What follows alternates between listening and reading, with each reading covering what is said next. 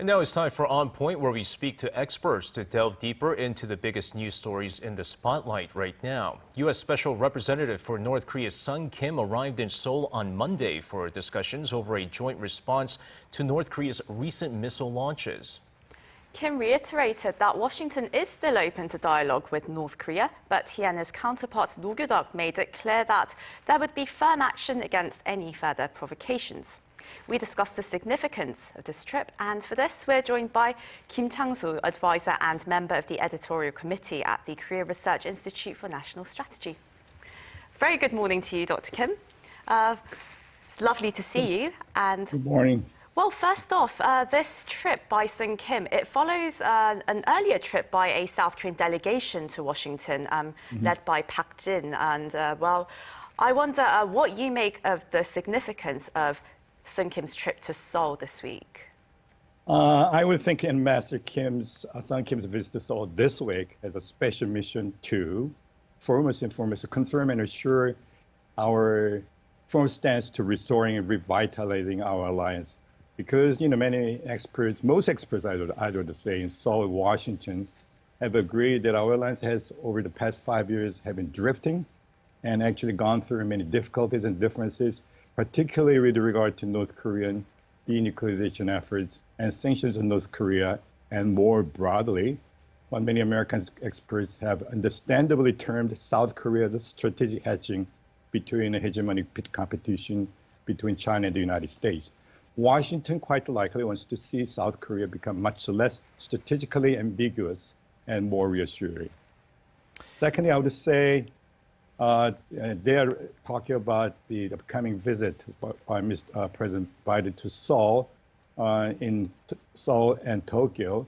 And in that place, the new President Yoon will be able to see him personally and talk more deeply and more broadly about our stance toward North Korea's provocations, and also some other regional issues as well. But I think these are the most important points for Mr. Sung Kim's visit to Seoul, to reassure that we are on the same track toward North Korean issues and more some other security issues, pending security issues facing us right now. But Dr. Kim, many experts believe that North Korea right now is basically a lost cause. They're not going to strike any kind of dialogue. They're not willing to sit at the table, discuss any kind of negotiation talks. But how do you see Washington dealing with North Korea now, with, of course, Sung Kim visiting Seoul? I believe the North Korean regime in Pyongyang has shown very poor and really disappointing performances of the last 5 years, or even several decades.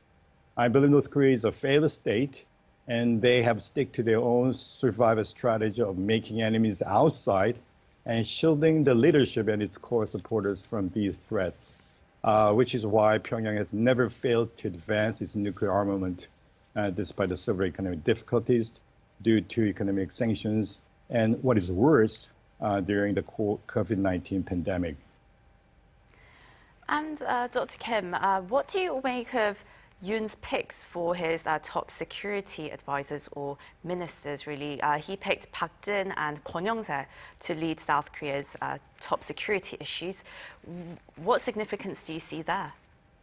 I think that the significance with choosing these two gentlemen, because they are the real experts on the United States and Japan for many years, this means that we are going back to the elite professional diplomats, rather than just civilian organization experts, because they have so different views about the United States and, for example, about Japan as well. Also, with the same understanding and same views and perspective on these two important allies and friendly countries, we will be in the same boat, and we're going to tackle these issues very effectively, because our relations with Tokyo has been really soured over the past 5 years under this new Moon administration, and we are going to restore it. And I think because these are the most important questions for all of us, and South Korea want to be a very significant, influential member of the Alliance for Preserving Democracy, initiated by U.S. President Joe Biden.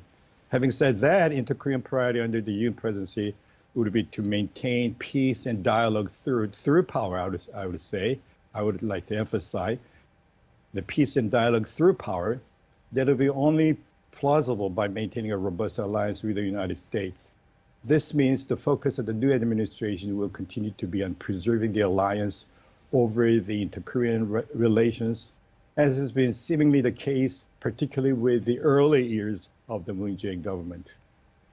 Dr. Kim, I want to kind of go back to North Korea once again, something that all of us were watching very carefully this past weekend, whether or not North Korea was going to conduct a nuclear test. Now, luckily that didn't happen over the weekend, but still speculations that North Korea will indeed conduct their 7th nuclear test in the near future. If, let's say, Pyongyang does go through that, how do you see Washington kind of responding to that? I know this is a very big if and very big if, because North Korea has already shown that they have completely successfully completed its so-called nuclear armaments for themselves, and they don't see to further prove it because that's what they said. But because they also recently they have a very poor performances with regards to missiles, and that's why they're going to surprise us with another nuclear capability.